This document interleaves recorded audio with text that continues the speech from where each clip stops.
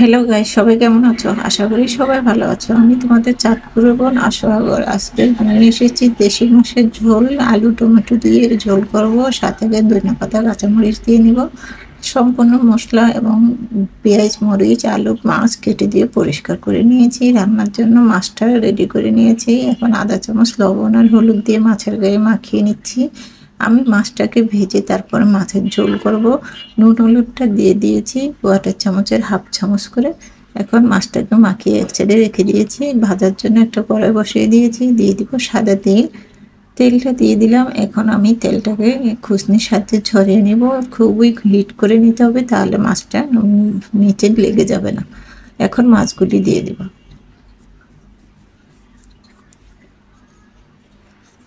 মাছগুলি দিয়ে দিলাম।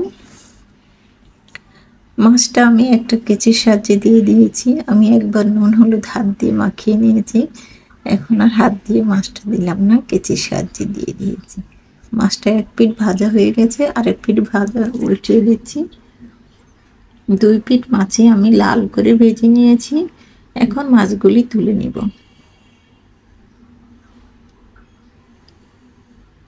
মাছগুলি সম্পূর্ণ তুলে নিয়েছি। এই কড়াইতে তরকারি বসিয়ে দিব। দিয়ে দিব কিছু পেঁয়াজ কুচি।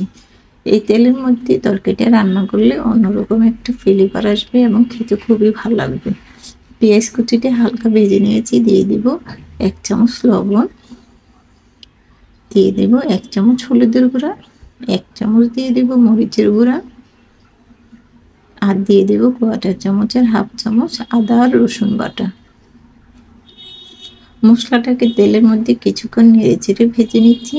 সামান্য একটু পানি দিয়ে মশলাটাকে কষিয়ে নেব। মশলাটাকে কিছুক্ষণ আমি পানি দিয়ে কষিয়ে নিয়েছি। কালারটা খুব সুন্দর চলে এসেছে।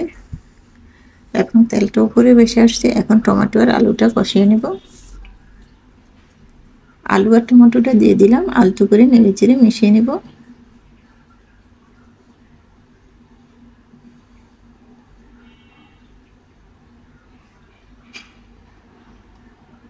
পাঁচ মিনিট ঢেকে রান্না করব, তাহলে আলু আর টমেটোটা খুব সুন্দর সিদ্ধ হয়ে যাবে। 5 মিনিট পরে ঢাকনা তুলে আবার আলতো করে নেড়ে চেড়ে দিচ্ছি।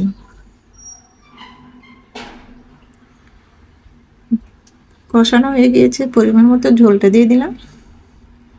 যেহেতু মাছের ঝোল করব, সেই জন্য ঝোলের পরিমাণটা একটু বেশি দিয়েছি। ভেজে রাখা মাছগুলি দিয়ে দিব। মাছটা দিয়ে আলতো করে নেড়ে চেড়ে মিশিয়ে নেব।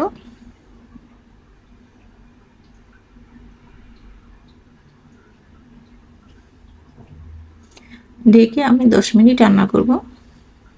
10 মিনিট পরে ঢাকনাটা তুলে আবার আলতো করে নেড়ে চেড়ে মিশিয়ে নেব। আর দিয়ে দিব 3-4টা কাঁচামরিচ কুচি। কাঁচামরিচ আর ধনেপাতা দিয়ে যেহেতু মাছের ঝোলটা করবো, সেই জন্য কাঁচামরিচটা দেওয়াটা একটু লাগলে ভালোই লাগে। কাঁচামরিচটা একটা কেচির সাহায্যে কেটে দিয়েছি। এখন আলতো করে কাঁচামরিচটাকে নেড়ে চেড়ে মিশিয়ে নিচ্ছি। দিয়ে দিব কিছু ধনেপাতা কুচি। এতে স্বাদ এবং ফ্লেভার দুইটি আনবে। ধনেপাতা দিয়ে মাছের ঝোল অন্যরকম একটা লাগে। তাও দেশি মাছ হলে তো কোনো কথাই নেই, স্বাদের পরিমাণটা বেড়ে যাবে। ধনেপাতা কুচিটা দিয়ে আলতো করে নেড়ে চেড়ে মিশিয়ে নিচ্ছি।